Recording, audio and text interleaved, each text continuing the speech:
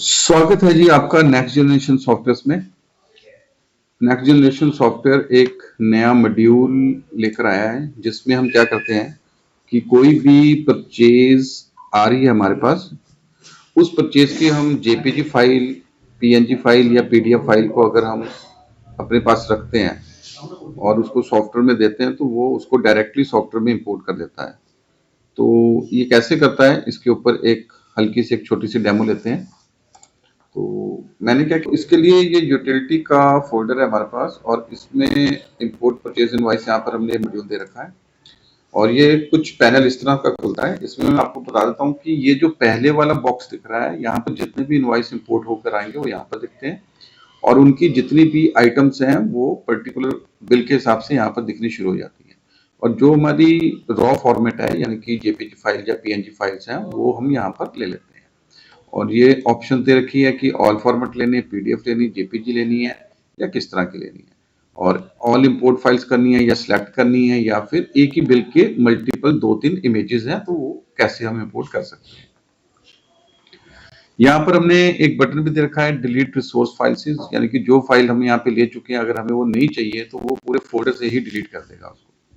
तो चलिए शुरू करते हैं। तो यहाँ पर ये ऑप्शन है हमारे पास स्कैन फोल्डर की, हम इसे क्लिक करेंगे। ये हमसे पूछ रहा है कि फाइल कहाँ पड़ी है, मैंने ऑलरेडी सिलेक्ट करके रखा था इसलिए यहाँ पर ये डायरेक्टली आ गया। तो ये सी ड्राइव में बिल ओसीआर करके एक फोल्डर है, उसके आगे इनवॉइसेस करके और ये न्यू बिल करके है, मैंने इसे सिलेक्ट किया। इनमें 3 फाइल्स थी, इसने ये 3 फाइल्स को मुझको यहाँ पर शो कर दिया।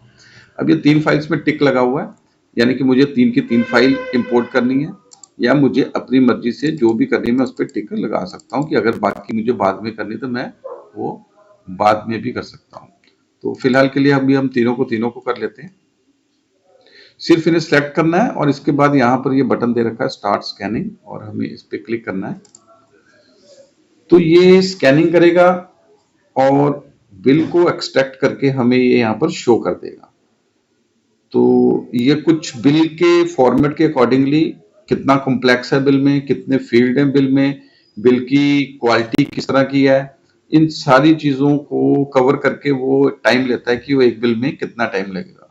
तो ज्यादा नहीं, एक नॉर्मल बिल में 10 से 15 सेकंड तक का एक बिल कवर कर लेता है। अगर थोड़ा कॉम्प्लेक्स बिल होता है तो थोड़ा सा ज्यादा टाइम वो ले लेता है। तो अभी ये हो रहा है, जब तक ये हो रहा है हम इसकी वेट करते हैं और फिर आपको दोबारा मिलते हैं। तो जैसा हम देख रहे हैं कि इसमें एक बिल को इंपोर्ट कर लिया और ये यहाँ पर शो करना शुरू कर दिया है। इसी तरह से ये दूसरा बिल चल रहा है, तो यहाँ पे देखिए ये दूसरा बिल भी आ गया और ये साथ में अब तीसरा बिल भी इंपोर्ट कर रहा है। तो ये तीनों के तीनों बिल जब ये इंपोर्ट हो जाएंगे, जैसे साथ में परसेंटेज भी चल रही है, पता लग रहा है कितना परसेंटेज हो गया। तो अपने को करना क्या है कि अगर अपने पास मल्टीपल बिल्स हैं, मतलब पूरे दिन के हमारे पास परचेज 10-12 बिल्स की आ गई है, जब ज्यादा भी आ गई या कम भी आ गई है, तो हम इसे यहाँ पर इंपोर्टिंग में लगा के स्कैन करके और हम अपना काम कर सकते हैं दूसरी जगह, ताकि जब तक ये कवर होगा तब तक हम फ्री ना रहे, हम अपना काम कर सकते हैं। तो ये हमने देखा कि हमारे पास ये 3 बिल जो है ये कॉपी होके आ गए हैं और इनको हम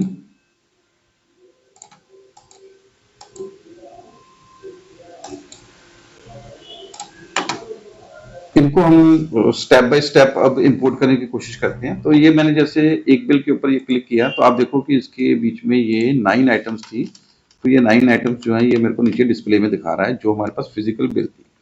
तो एक ऑप्शन और भी है, ये यहाँ पर मैं किसी भी बिल के ऊपर अगर मैं राइट क्लिक करता हूँ, ये जो बिल दिख रहे हैं, तो मैंने इस पर राइट क्लिक किया और यहाँ पर अगर मैं यस करता हूँ तो मेरे पास ये फिजिकल बिल की कॉपी खोल देता है। शायद वो आपको ना दिख रही हो यहाँ पर वीडियो में, तो वो फिजिकल बिल की कॉपी खोल देता है। तो अगर हमें यहाँ पे टैली करना हो तो हम कर सकते हैं। तो ये सेकंड बिल का है और ये थर्ड बिल है। इसमें साथ में दिखा भी रहा है, बिल का नाम आ रहा है, जीएसटी नंबर आ रहा है, बिल की डेट, बिल का नंबर, कितने बिल की अमाउंट है और कितनी आइटम्स है उसमें। तो हम ये बिल को सेपरेटली चेक भी कर सकते हैं, उसके बीच में जो आइटम्स आ रही हैं उन्हें भी देख सकते हैं। अब रही बात इनको इंपोर्ट करने की, तो इंपोर्ट कैसे कर सकते हैं।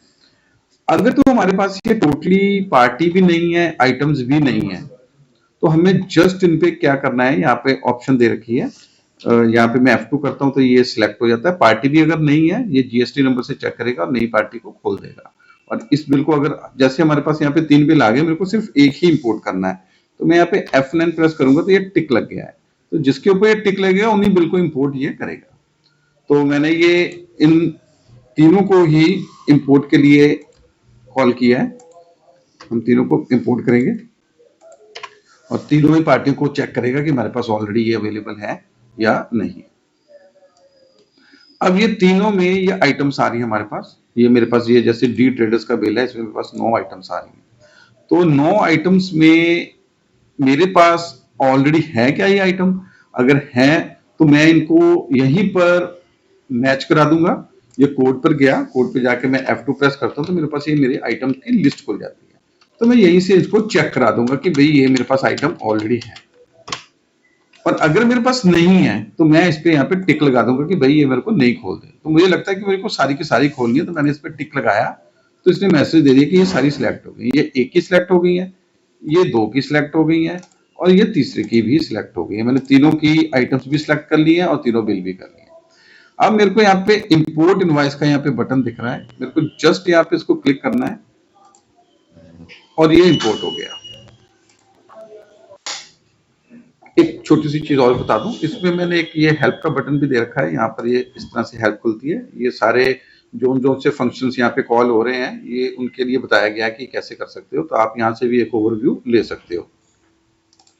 तो अभी हम इसको यहाँ से एग्जिट करते हैं और हम जाते हैं अपनी परचेज के अंदर।